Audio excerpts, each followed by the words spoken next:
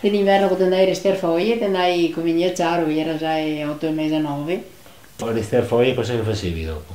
Poi si faceva le vacche, perché poi era sempre poca. Ti tu su che l'ultima foglia, se dove era, perché tutta ti tirai fuori con manda e su che ti fai i rumi e non hai quel caro. Allora uno monta insieme e un'altra buttava su. Caro corrisponde. Foglie anche fresche per andare a mangiare durante l'estate. No, foglia di Morer. Morer, sì, per i Sì, cavalieri.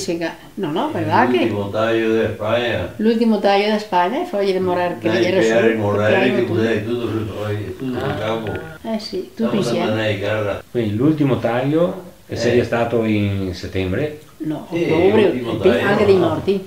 Prima che cadesse foglie di Morer, te andai su, ti piai tutte e ti montai insieme. Prima dei Broller praticamente, perché che Broller poi di Morer le bar. Ma non ti ricordi, Dio mio, che bisogna fare una che ti insieme ai foglie di Morer, insieme ai foglie che ti assista e bisogna fare l'ernia. 2 anni però, quanto mi ricordo. Te che a sigare, bisogna fare l'ernia, che saltando così bisogna fare l'ernia.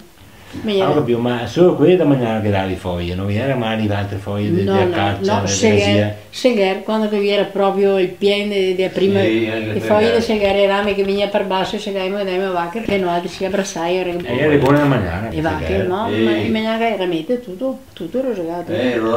Segher, sì, e le mangiava meglio del canotto, sai i cani che i canoti che restavano lì?